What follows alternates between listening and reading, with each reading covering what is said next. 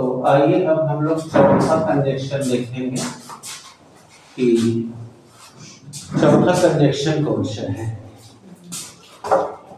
तो चौथा कंजक्शन है इलेटिव कंजक्शन।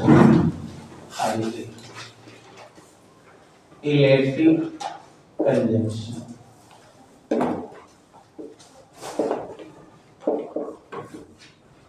हिंदी में इसे कहा जाता है परिणामी संयोजक।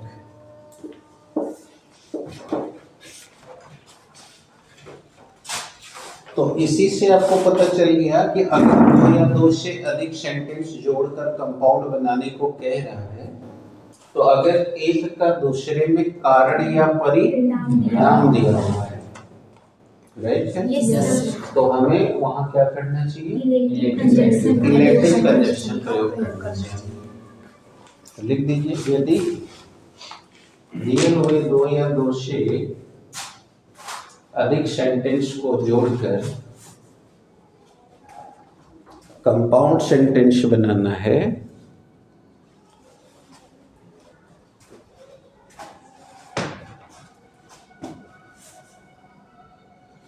ठीक है, तो कंपाउंड सेंटेंस बनाना है। तो यदि एक का दूसरे में कारण या परिणाम दिया हुआ है,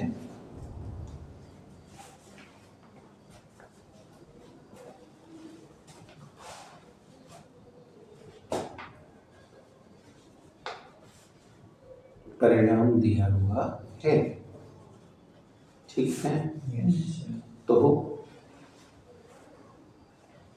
इन्हें परस्पर जोड़ने के लिए इलेक्टिव कंजक्शन का प्रयोग किया जाता है।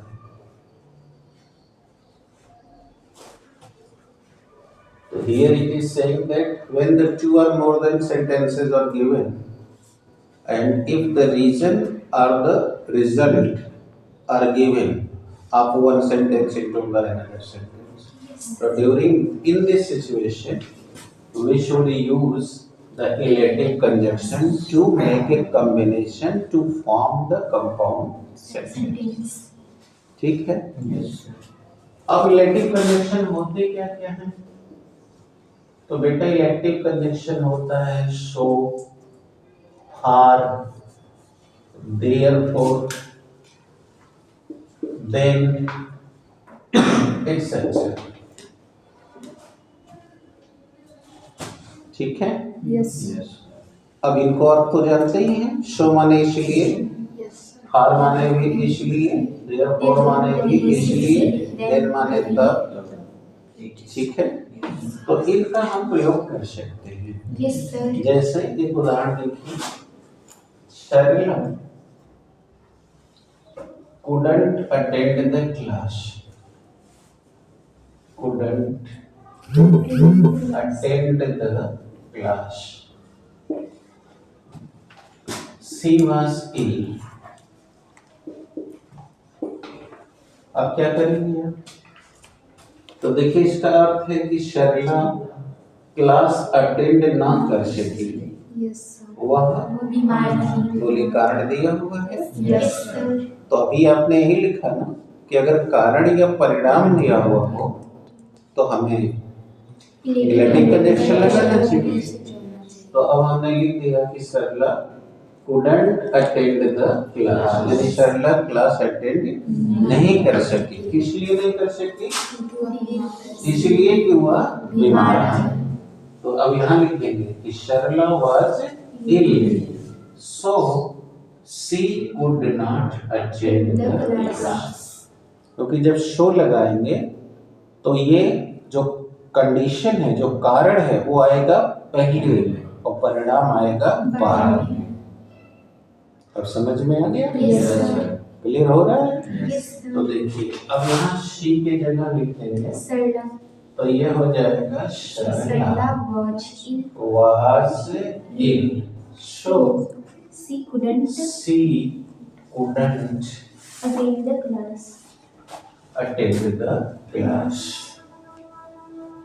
attend the Yes. अब समझ में आ गया आप लोग को? Yes, sir. बताइए प्रॉब्लम। No, sir. अब आइए, Madan got the victory. Madan got the victory. He was awarded.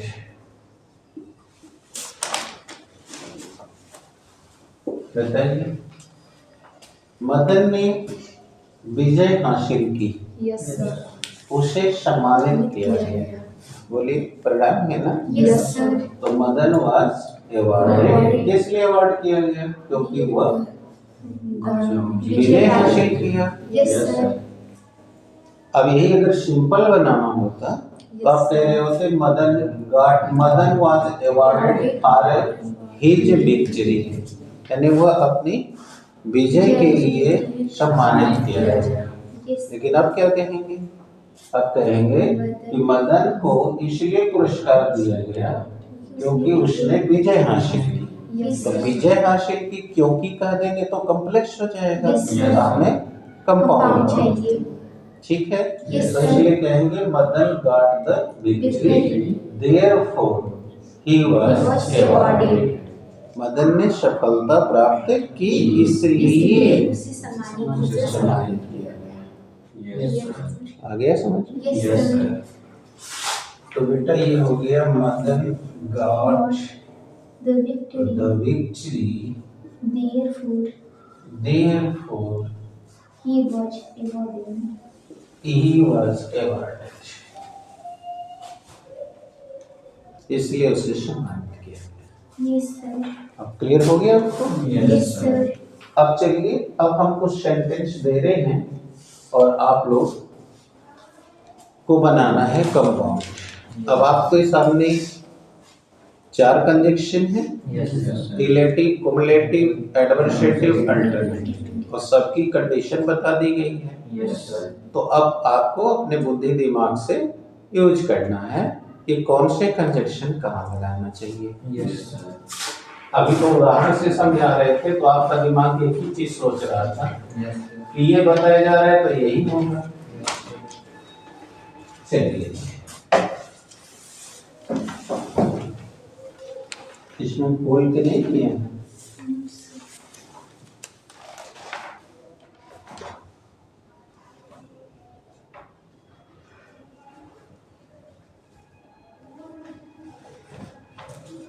Sir खोलती। खोल लीजिए, देखना पड़ेगा ना। देख लीजिए किधर सेंटेंस है, दे दीजिए। तो मैं यहाँ लिख देता हूँ, फिर आप बताइए। तब तक कुछ सेंटेंस लिख रहा हूँ। चले देखिए, the sun rose, birds began to chirp, birds began to chirp.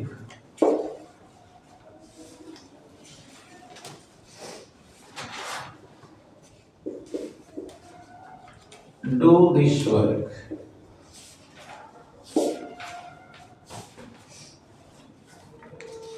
Go from here.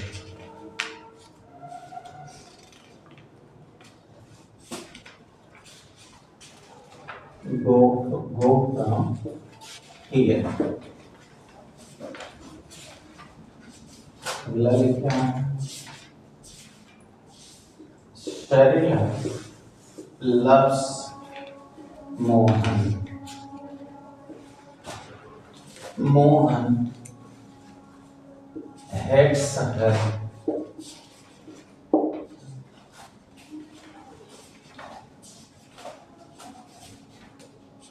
Shyam worked hard.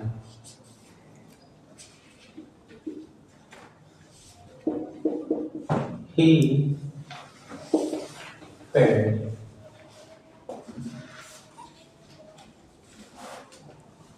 Meera helped the over man sea fed him.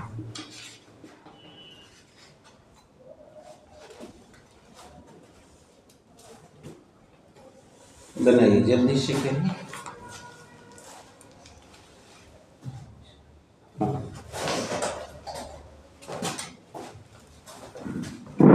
लिखा हुआ है the sun rose, the birds began to chirp.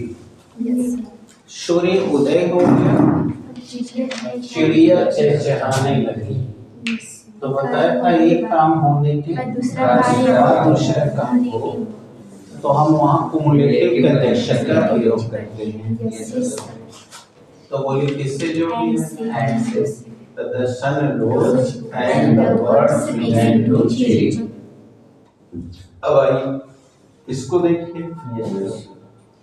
कहता है यह कार्य करो और go from यहाँ से जाओ। तो बोलो, यानी ऑप्शन दे रहा है दोनों में। Yes sir. तो या तो ये कार्य करो, तो बोलो आइदर आप से जोड़ते हैं। Yes sir. तो आइदर डू दिस वर्क और गो फ्रॉम हियर। या तो ये कार्य करो या यहाँ से भागो। Yes sir. अब अगला सरला लव्स मोहन। सरला मोहन को प्रेम करती है और मोहन हेट्स कर, मोहन उससे नफरत करता है। बताओ विरोधाभास है। Yes sir. तो बोलो adversative conjunction. Sarla loves Mohan but Mohan hates her. Shyam worked hard, Shyam ने कठिन परिश्रम किया, वो फेल हो गया। फिर विरोधाभास। तो विरोधाभास का कंजंक्शन ले आना। तो Shyam worked hard still he failed, फिर भी फेल हो गया। आप कोई भी लगा सकते हैं। कि कोई जरूरी नहीं कि स्टिल ही लिखेंगे तो सही हो। Meera helped the poor man, Meera ने गरीब आदमी की मदद की, उसने उसे खाना भी खिलाया। तो बोलो एक ही ने दो काम किए। तो बोलो कुमुलेटिव कंजंक्शन से जोड़ते हैं। तो Meera not only helped the poor, लिख सकते हैं। Meera not only helped the poor man but also she fed him. Meera ने न केवल उस गरीब आदमी की मदद किया बल्कि उसको भोजन भी कराया। अभी कोई जरूरी नहीं था कि यही लिखो, ये भी लिख सकते थे कि मीरा ने गरीब आदमी को भोजन कराया और मदद भी की। एंड से भी जोड़ सकते हैं। तो आपके ऊपर है ना। अब बोलिए, देख लीजिए कहाँ प्रॉब्लम आ रही है। सही है, शाबाश। अब चलिए, अब हम आपको दो चार और करते हैं। मिटा दें? चलिए दो चार और अभ्यास कर लीजिए।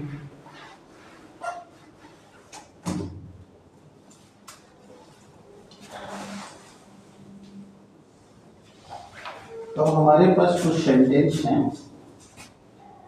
लिखा हुआ है I didn't go to Lucknow. I didn't go to Lucknow.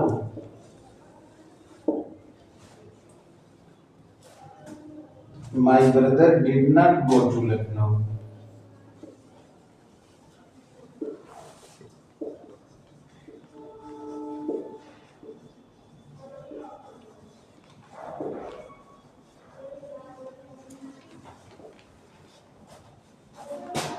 अगला लिखा है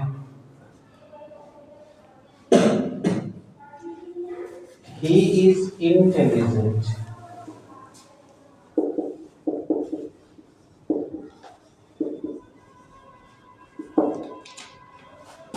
He is hardworking.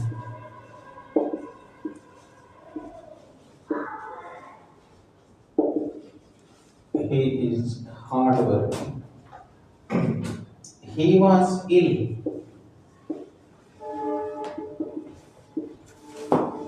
He went to school.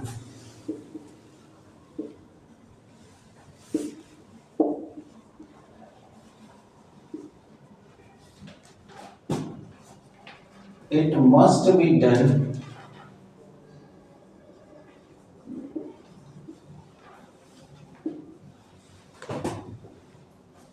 The cost does not count. The cost doesn't count.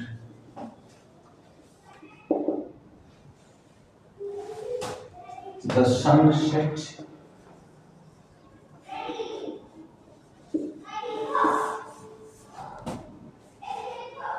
And the stars came up in the sky.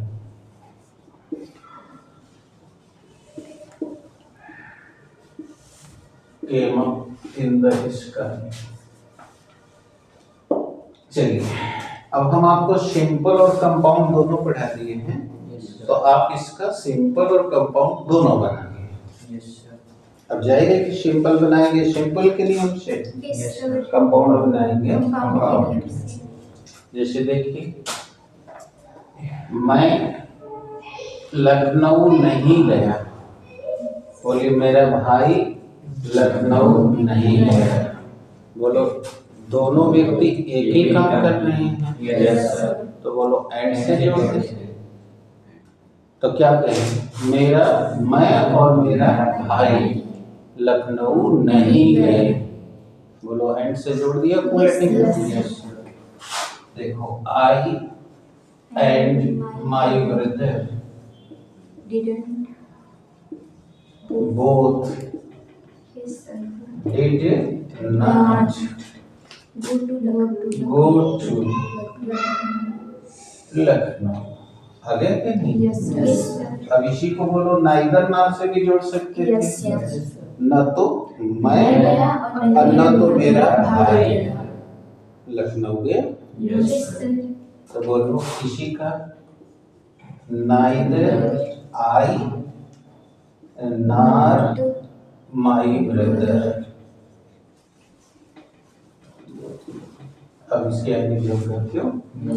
अब यहाँ जब हम लिख देंगे neither ना, तो आप जानते हैं ना ये वेंट हो जाएगा, क्योंकि नकारात्मक हो गया। तो न तो मैं न तो मेरा भाई लखनऊ गया, तो वेंट आ गया। और अब बताओ, अब अगर इसको सिंपल बनाना है, तो तुम्हें सिंपल में नियम पढ़ाए थे कि जब एक ही व्यक्ति दो काम करेगा, दो व्यक्ति एक ही काम करें, तो एंड से जोड़ देना चाहिए। तो बोलो इसका ये सिंपल हो जाएगा। नहीं हो जाएगा? सर हो जाएगा। तो ये हो गया। अब दूसरे सवाल पे आ जाएंगे। He is intelligent. He is hardworking. वह बुद्धिमान है, वह कठिन परिश्रम करता है, परिश्रमी है। बताइए, एक ही व्यक्ति के दो एंड से जोड़ दे, सिंपल हो जाएगा। तो he is intelligent and hardworking.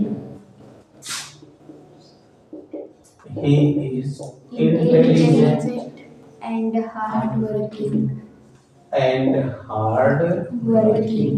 और अगर आप इसको कंपाउंड बनाए, तो न केवल वह बुद्धिमान है, बल्कि वह कठिन परिश्रमी भी है। हो जाएगा ना? वो सिंपल हो गया। अब इधर लिख दे रहे हैं, not he is not only, he is not only बताया intelligent, not only intelligent, but also he is hardworking. अब he is नहीं बेटा, एक ही के दो गुण हैं, तो दोनों गुण जुटेंगे। Yes sir. Hard working and hard Working. आया। Yes sir. He is not only intelligent but also hard working, या but also he is hard working लिख सकते हैं, लेकिन ऐसे लिखें। Yes, sir. अगला क्या था? He was ill, he went to school. पहले कॉम्प्लेक्स बनाना था। Yes, sir. वह बीमार था, वह स्कूल गया, तो बोलो विरोधाभास हो। Yes, sir. तो बट लगा दे। Yes, he sir. Was ill but he went to school. और अगर सिंपल बना रहे तो कारण है, Yes, तो sir. प्रीपोजिशन का प्रयोग करो Yes, sir. या प्रीपोजिशनल फ्रेज का। तो यहाँ विरोधाभास क्या है? Prepositional phrase. हाँ, तो इन स्पाइट ऑफ बीइंग इल, यानी बीमार होने के बावजूद वह स्कूल गया। तो इसका बना सकते हो इन स्पाइट ऑफ बीइंग इल। अब कहोगे बीइंग कहाँ से आए? तो मुख्य क्रिया का फर्स्ट फॉर्म लिखना है। Yes, sir. तो जानते हो सारी क्रिया बी से ही तो बनी। Yes, sir. तो वाज का first form be. In spite of being ill he went to school।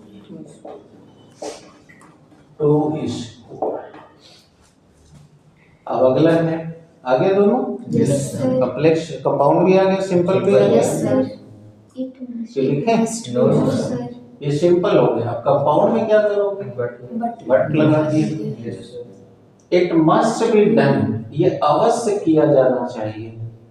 Cast doesn't matter, पैसे की कोई बात नहीं कहते आप लोग। कितनों रुपया लग जाए, एक एक कर ली जरूर। Yes, sir. And it must be done, it caste doesn't matter. Yes, sir. सीखो, ट्रांसलेशन भी सीखो। कास्ट डजंट मैटर मतलब कहते हैं कितनों पैसा लग जाए, कास्ट डजंट मैटर। हमें आदमी चाहिए, बिरादर को ना हो। Yes, sir. तो आई मस्ट नीड, मुझे अवश्य चाहिए ना। Yes. I must need the person, caste doesn't matter. Yes, sir. नहीं समझ में आई? Sir, आ गया। जाति कोई हो, Yes, sir. मुझे लड़की चाहिए, चाहे वो छोटी हो या बड़ी हो। तो क्या हमने कहा? आई नीड द गर्ल, बिगर और स्मॉलर डजंट मैटर। अब इसको शॉर्ट में कैसे कहेंगे? Size doesn't matter. Yes, sir. Bigger smaller नहीं कहना चाहिए, क्या कहना चाहिए? Size size doesn't matter. तो अब उसने कहा क्यों? तो कभी हमको संख्या गिनवानी है बस, और क्या मतलब है? तो क्या कहेंगे कि because I have to only count the number, it doesn't matter who is she. Clear है? Yes, sir. आगे बात समझ में? Yes, sir. स्वेटर चाहिए, चाहे किसी रंग का हो। Yes, sir. तो we need sweater, colour doesn't matter. आगे बात समझ में? Yes, sir. क्लियर हो गया? Yes, sir. कोई बात नहीं, आप बाद में भी आना। It doesn't matter, you can also come later to me. पकड़ में आ रही है? Yes, sir. अब यहाँ देखो क्या कह रहा है?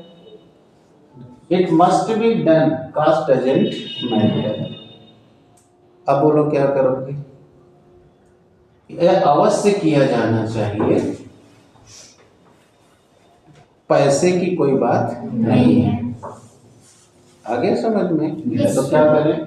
अवश्य करो, यानी कह रहा है Yes, ये अवश्य किया जाना चाहिए। मतलब सिंपल बना रहे हो तो क्या कहेंगे? किसी भी कीमत पर ये अवश्य किया जाना चाहिए। तो क्या कहेंगे? It must B count at any caste, at any caste. पकड़ में आ गया? किसी कीमत पर यह अवश्य किया जाना चाहिए। अर्थात कास्ट डजंट मैटर, यानी कास्ट डजंट काउंट, पैसे की कोई बात नहीं है। तब इसका क्लियर हो रहा है ना? अब कोई प्रॉब्लम? No, sir. जल्दी करो। ओके, कल का प्रोग्राम फिक्स हो गया, क्लियर हो गया? तो आगे आपको समझ में? It must be done at any cost, किसी कीमत पर किया जाना चाहिए। अब यही हम कह रहे होते हैं, रोकेंगे? ठीक है, तो रोक दीजिए इसे।